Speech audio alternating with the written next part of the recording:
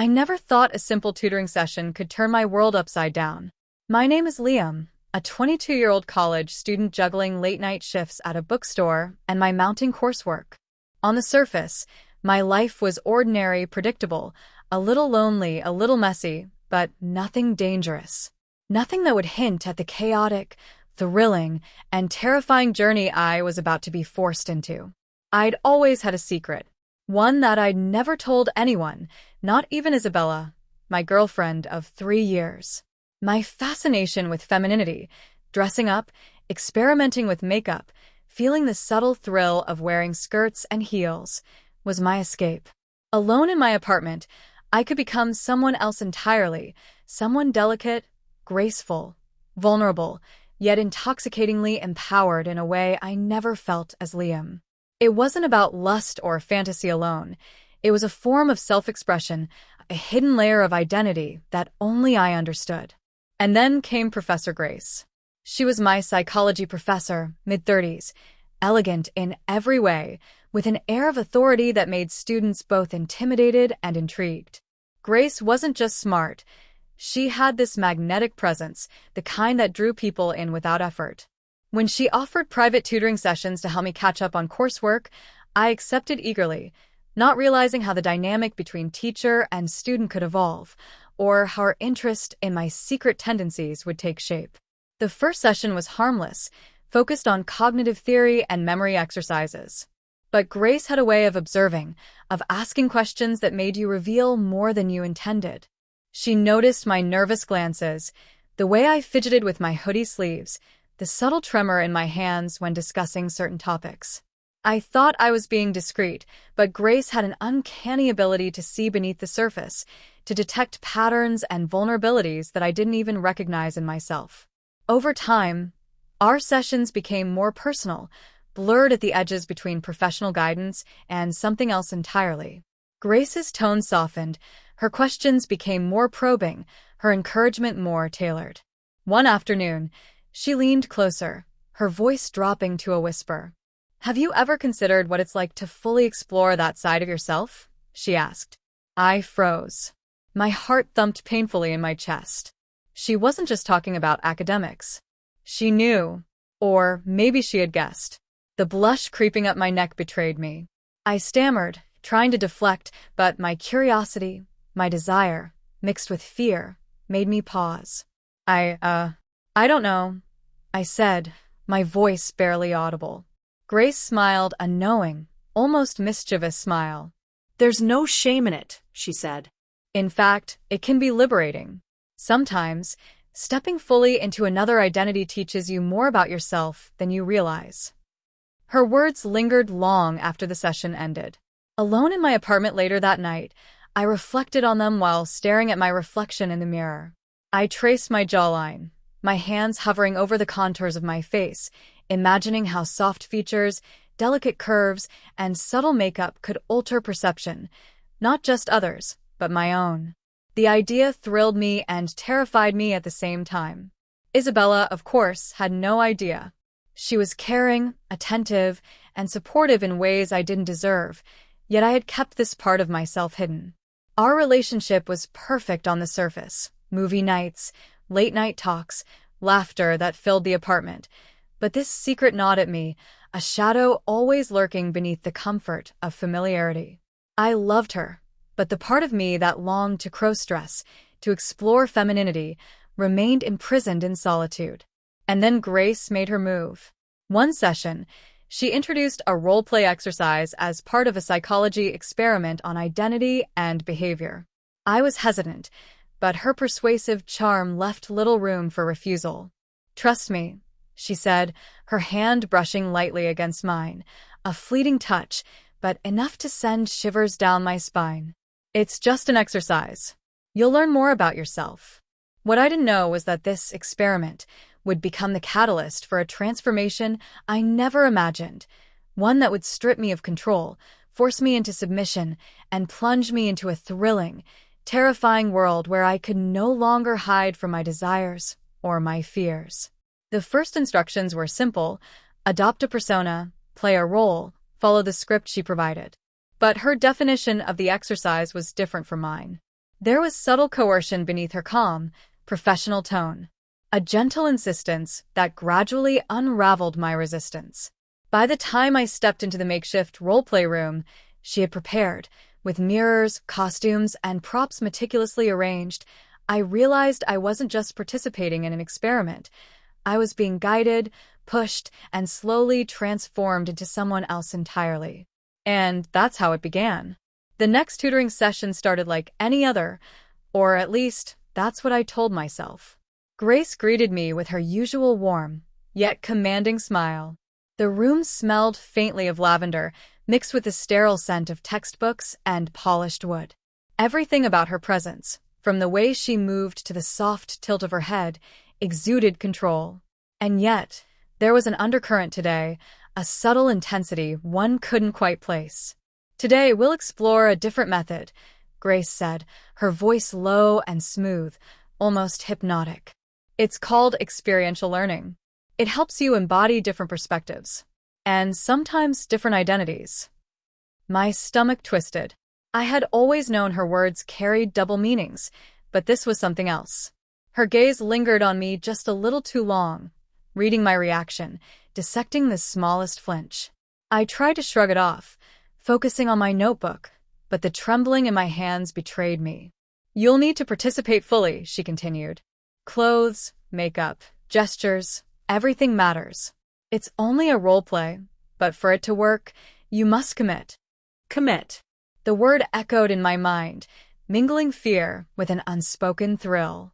Alone at home, I had experimented with skirts, tights, and makeup. But this was a public, controlled setting. And Grace wasn't just observing. She was orchestrating. Don't worry, she said, noticing my hesitation. I'll guide you every step of the way. The first step was subtle. She asked me to remove my jacket, straighten my posture, and focus on my breathing. Control your movements, she said. How you hold yourself sends a message before words are spoken. I followed her instructions, and my pulse raced as I felt her eyes on me, analyzing every detail, every twitch. Then she brought out the clothes. A delicate skirt, soft and flowing. A blouse so sheer it made my chest tingle in nervous anticipation. Stockings that shimmered under the light. My fingers hovered above them, mind racing. This wasn't just about roleplay. It was about stepping into another identity, and I had no choice but to obey.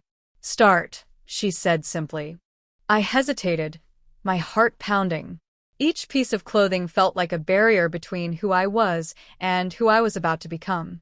Sliding the skirt over my legs, I shivered, not from the fabric, but from the realization that there was no retreat. The stockings came next, pulling tight against my thighs, clinging, shaping, marking the transformation in ways that left me breathless. Grace guided me gently, showing me how to adjust the blouse, how to smooth the fabric over my shoulders. When she handed me a wig, I hesitated for a fraction of a second, long enough for her to notice, but her smile was encouraging, almost conspiratorial. You'll see yourself in a way you've never imagined, she whispered. The wig fell into place, soft strands framing my face. My reflection in the mirror startled me. I barely recognized the delicate features, the wide eyes, the subtle softness of my jawline. I was becoming her creation, a fragile, feminine version of myself under her meticulous guidance. Then came makeup. Grace's hands were skilled, precise, guiding me as I learned to apply foundation, eyeshadow, and lipstick. Every brushstroke, every blend, transformed me further. A blush on my cheeks made my heartbeat thunder in my ears. My reflection now looked delicate, almost fragile, and utterly different from the man I had been that morning. You're doing wonderfully, Grace said, her voice warm, but her eyes sharp with intent. Notice how it feels. Every gesture, every glance, every motion changes the way you inhabit this body. It did. I felt exposed, vulnerable, yet at the same time, a small thrill coursed through me. My reflection wasn't just a mirror, it was a glimpse into a persona I had longed to explore but never dared. And now, under her control, I couldn't look away. Grace instructed me to walk, to sway, to hold my hands delicately. The heels were high, making every step a challenge. My legs shook, my posture wobbled, but the sense of transformation was intoxicating. Each movement felt surreal, like I was performing for an audience that only she could see. And in some twisted way, the act thrilled me. "Excellent," she said, noting my small victories. "But the real test is not in the clothes or the makeup. It's in the mind. How do you feel about yourself now? About this identity?" I swallowed hard, my voice barely audible. I don't know." "That's normal," she said. "Confusion, excitement, fear, they all mix. That's how transformation works." The session continued for hours. Grace guided me through gestures, expressions, and subtle movements that heightened my immersion. Every misstep was corrected gently but firmly. Every hesitation, every twitch, every nervous glance was observed, catalogued, and used to push me further into the persona she was creating. By the end of the session, I was trembling, legs sore from heels, fingers raw from clutching delicate fabrics, face flushed from the emotional intensity. I had been transformed, physically and emotionally, into someone fragile, delicate, and utterly vulnerable. And yet, buried beneath the fear was a thrilling rush, a forbidden excitement I had never felt under anyone's gaze before. As I dressed back into my regular clothes, Grace's voice lingered in my mind. "This is only the beginning. You'll see, being her is different. And soon, you won't want to go back." Alone in my apartment later that night, I stared at my reflection. The familiar features of Liam were still there, faint and muted, but beneath them, the traces of her lingered. The subtle grace, the delicate posture, the thrill of being watched and guided. I realized then that this wasn't just a role-play exercise. It was a doorway into a new reality, one I couldn't yet fully understand. And that's when the anxiety hit hardest. Isabella had no idea. She loved me, trusted me, and yet she knew nothing of this side of me. Could I keep this secret? Could I navigate this dangerous, intoxicating world Grace had opened for me without losing everything? The answers were unclear. But one thing was certain. My life was about to change. And I wasn't sure if I'd ever be able to return to the person I had been before. The next session began with an air of quiet tension. I arrived at Grace's apartment, my stomach tight with nerves. The memory of the last session lingered like an echo, heels clacking against the floor, my hands trembling as I adjusted the wig, my reflection staring back at me, fragile and vulnerable. I tried to push it aside, telling myself I was only here to improve my grades, but the truth was undeniable. I had already been drawn into something far more dangerous and intoxicating. Grace greeted me with a soft smile, but there was an intensity behind her eyes today, a subtle shift that made my heart rate spike. "I'm glad you came," she said. "Today we'll explore deeper, gesture, posture, voice, and expression. You'll learn not just to look like her, but to feel like her." My pulse quickened. Feel like her? The idea both thrilled and terrified me. I had dressed, applied makeup, worn heels, but to embody this identity fully? To surrender control so completely? Fear clawed at my chest, but curiosity, desire, and the forbidden thrill pulled me forward. Grace guided me into the role-play room she had prepared, a space meticulously designed to immerse me in this other identity. Mirrors lined the walls, reflecting my every move from multiple angles. A small wardrobe contained carefully selected outfits, shoes, and accessories. On a table, a brush, makeup, and perfume waited like instruments of transformation. "Today we'll focus on presence," Grace explained. "The way you move, the way you respond, the way you carry yourself. Everything must align with her identity. No hesitation, no slips." The first step was posture. She demonstrated, graceful and poised, the subtle arch of her back, the tilt of her chin, the sway of her hips. "Copy me," she said, her voice firm but encouraging. I followed, my movements awkward at first, heels clacking unnaturally against the polished floor. Every step reminded me of my vulnerability, of how exposed I was in this delicate persona. "Good," Grace said, observing carefully. Now, the gestures soft, controlled, deliberate. Each motion communicates confidence and femininity. She guided my hands, positioning fingers, adjusting the tilt of my wrists. It felt absurd, foreign, almost humiliating, but also thrilling. I caught glimpses of my reflection in the mirrors, and each time, my chest tightened with a mixture of fear and excitement. I was becoming her more completely than ever before. Next came makeup.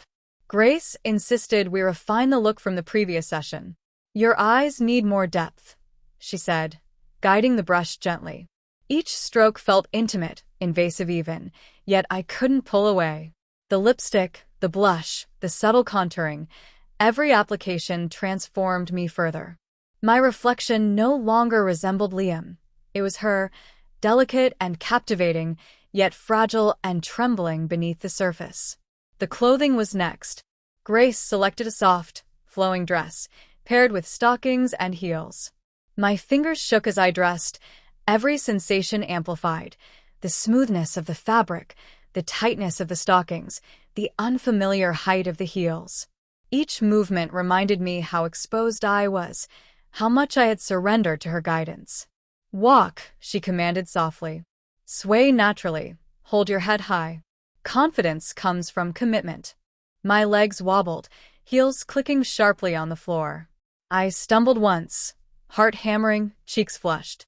Grace's gaze was calm, unwavering, and somehow piercing. "Recover," she said. "Every misstep is an opportunity to learn, not to fail." By now, I was trembling, drenched in a mix of sweat and anticipation. The thrill of being observed, controlled, and guided through this transformation was intoxicating, yet fear gnawed at me. What if Isabella ever found out? What if this wasn't just a game? My chest tightened as I forced myself to take another step, my reflection mocking and thrilling me simultaneously. Grace guided me through vocal exercises next. "Your voice must match your appearance," she explained. "Soft, gentle, deliberate. Not too high, not too low. Confidence comes from consistency." I struggled at first, my words faltering, breath catching. Grace corrected gently, adjusting my tone, guiding my intonation. Every correction felt intimate, almost invasive, yet the thrill of obedience, of surrender, coursed through me. Hours passed, each minute stretching and intensifying the experience. By the end of the session, I was exhausted, legs sore, fingers trembling, face flushed from emotional intensity. My reflection now fully mirrored her, fragile, delicate, beautiful, and utterly transformed. And beneath the fear, a small, forbidden excitement lingered, twisting uncomfortably with shame. Alone afterward, I examined my reflection at home, still trembling. Liam was barely visible beneath the persona Grace had forced me into. I realized then that this wasn't just a role-play exercise. It was a gateway into a new identity, one I hadn't fully chosen, but one that was becoming impossible to ignore. The tension with Isabella lingered at the back of my mind. She had no idea what I was experiencing, no knowledge of how far I had been pushed. The thought of her discovering the truth made my chest tighten further, yet the forbidden thrill of secrecy made me ache with anticipation. I knew this was only the beginning. Grace had unlocked something inside me, a vulnerability, a thrill, a secret longing, and I was powerless to resist. Each session promised deeper transformation, greater surrender, and more intense emotional stakes. And somewhere, deep in the mix of fear, shame, and excitement, I realized I was already losing myself, one delicate, trembling step at a time. The morning sunlight streamed through the blinds, sharp and bright against the polished wood of Grace's apartment. My stomach twisted into knots as I approached the door, the heels I wore clicking sharply against the floor. Today was different. Today, I wasn't just her student or a participant in a role play. Today, I was her creation, her experiment, and she intended to push me to the edge. Grace greeted me at the door, dressed impeccably as always, her presence commanding. Her eyes held that sharp, almost predatory gleam I had come to fear and crave. "Ready?" she asked softly, but there was no mistaking the tone. This wasn't a question, it was a command. I swallowed hard, heart hammering. I nodded. My legs trembled in my heels. Every step toward her living room felt heavier than the last. The mirrors lining the walls reflected me back at myself, a fragile, delicate girl, hair perfectly in place, makeup immaculate, posture carefully controlled. And beneath it all, Liam, the boy she had taken over, was shrinking with each breath, each glance. Today, we'll explore social presence, Grace said, leading me to a small room set up like a living room for a simulated gathering. You will interact, respond, and maintain your persona under observation. One mistake, one hesitation, and the exercise resets. The first guest arrived, a fellow student Grace had recruited, unaware of my dual identity. She introduced herself casually, smiling politely. I could feel my heartbeat spike as I tried to balance my posture, keep my voice soft but steady, and suppress the anxiety that clawed at me. Every laugh, every gesture, felt amplified, scrutinized, dissected. Grace observed silently from the corner, her expression unreadable. I could feel the weight of her gaze on me, every movement judged, every hesitation magnified. My fingers trembled as I reached for a teacup, spilling a few drops onto the table. My heart sank. Recover, Grace instructed, calm but firm. Every slip is a chance to grow. Do not falter. I forced a smile, adjusted my posture, and continued the conversation, my mind racing. Every word, every laugh, every blink was an act of performance.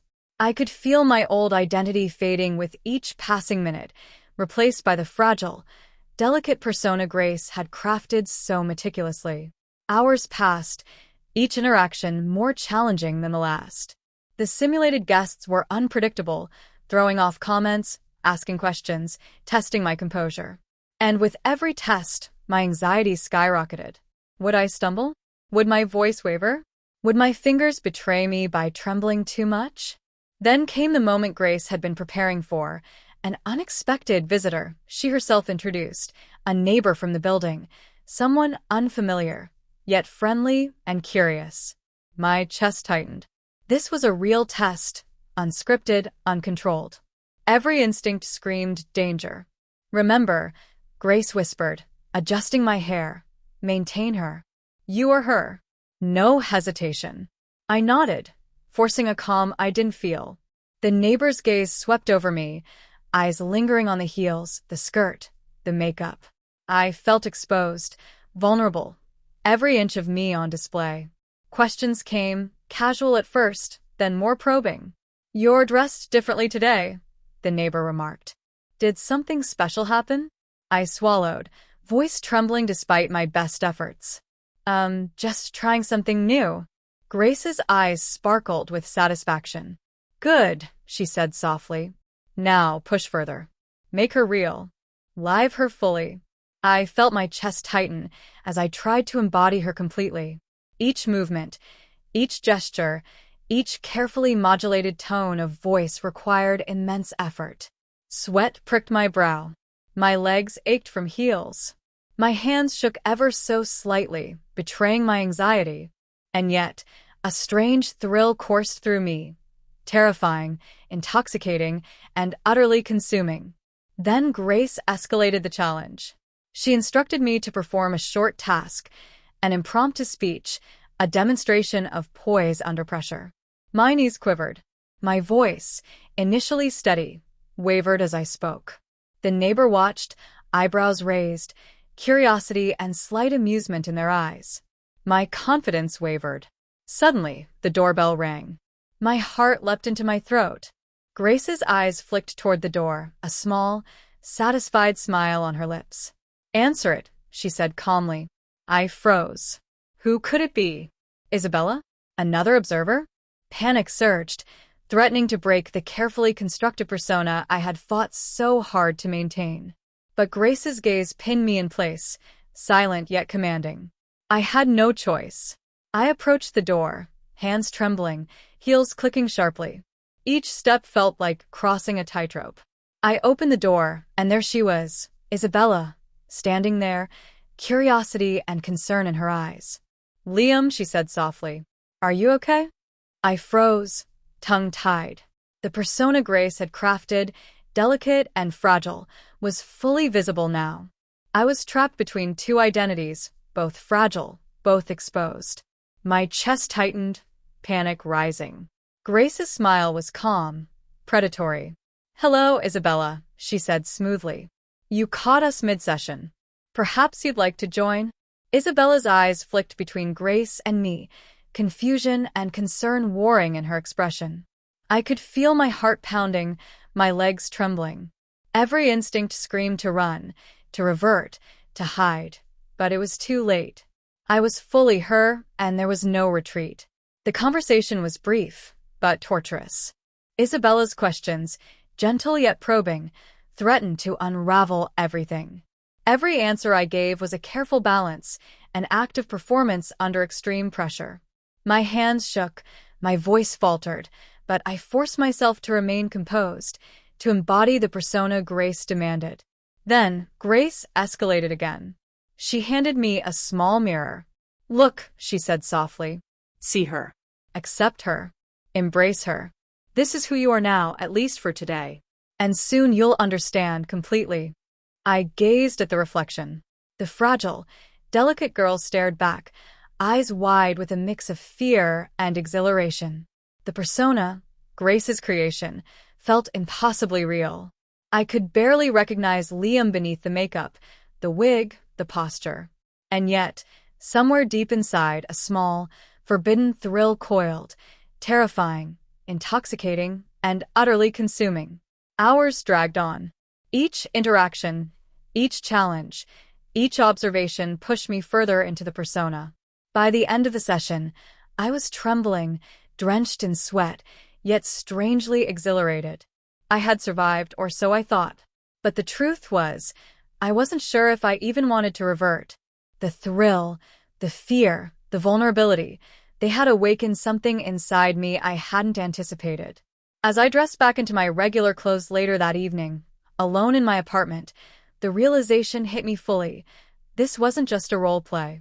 Grace had transformed me physically, emotionally, psychologically. Liam, the boy who entered her apartment weeks ago, was fading. In his place stood someone delicate, vulnerable, and utterly changed. And somewhere in the mix of fear, excitement, and shame, I knew one terrifying truth. The real challenge was only beginning. The world outside, Isabella, friends, and strangers, none of them had yet seen her. And when they did, there would be no turning back. The apartment was quiet again, but my heart was anything but. Isabella had left, or maybe she hadn't, and every creak of the floorboards made me freeze. I stood in front of the mirror, heels clicking softly, wig slightly askew, makeup smudged from the day's tension. My reflection stared back at me, her, not Liam. Fragile, delicate, transformed. Grace had left moments ago, her eyes sparkling with that predatory satisfaction that left my chest tight and my stomach fluttering. "You're learning fast," she had said softly, almost in a whisper. "But this is only the beginning. Remember, control is an illusion. She is inside you now, whether you accept it or not." The words echoed, relentless and heavy. I had been forced, guided, transformed, and every instinct screamed both fear and thrill. The heels made my legs ache, but they also made me feel taller, more poised, more someone else entirely. My hands shook slightly as I adjusted the wig and touched my flushed cheeks, feeling the subtle warmth from the blush. Then I heard it, a soft knock at the door. My stomach dropped. "Isabella? Another visitor?" My pulse quickened. Every nerve screamed to flee, to hide, to undo the transformation that had consumed me. But it was too late. Grace's lessons, her meticulous manipulation, had left their mark. I approached the door cautiously, heart hammering, heels tapping sharply against the floor. Each step felt heavier than the last, weighted by fear and anticipation. I reached for the knob, trembling, and turned it slowly. There was nobody, just the hallway empty, silent. Relief and panic twisted inside me. I turned back, and in the reflection of the full-length mirror in the hallway, I saw her, me, but not Liam. The girl I had become under Grace's guidance stared back, eyes wide with fear and excitement, lips slightly parted. I stumbled backward, heart racing. What had I become? Could I ever go back to Liam? Could Isabella ever understand this side of me, this fragile, delicate persona that now occupied my reflection as much as my body? Then my phone buzzed. A message from Isabella. Hey, I had a weird feeling. Are you okay? Can I come over? My chest tightened. The heels felt like lead. My fingers shook as I clutched my phone, staring at the message. The persona Grace had created, the delicate, vulnerable girl, wanted desperately to hide, to stay unseen. But Liam, deep inside, panicked at the thought of Isabella discovering the truth. I froze, unsure what to do. Should I answer? Should I hide? Could I maintain the persona if she came over? Or would everything unravel the moment she stepped inside? A soft, deliberate laugh echoed from the shadows of my apartment. I spun around, heart in my throat. Grace's voice, calm and teasing, whispered from the hallway. She's part of you now. You can't hide forever. And tomorrow we continue. The message from Isabella still glowed on my phone. My reflection stared back, eyes wide, fragile, trembling, but also defiant. I wasn't sure who was in control anymore. Liam? The girl Grace had forced me to become? Or something in between, caught on the edge of desire, fear, and transformation? The tension was unbearable. I sank to the floor, heels clicking against the polished wood, phone clutched tightly in trembling hands. Every instinct screamed to answer, to run, to change back, but it was too late. The transformation had taken root, and somewhere deep inside, a terrifying truth settled in. There was no turning back. The screen on my phone blinked once more. I'm outside. Are you there? I froze, breath catching. My reflection in the mirror seemed to mock me, fragile yet daring, delicate yet impossible to ignore. And at that moment, I knew the next step, facing Isabella, would decide everything. Would she accept me? Would she reject me? Or would she shatter the fragile world Grace had built around?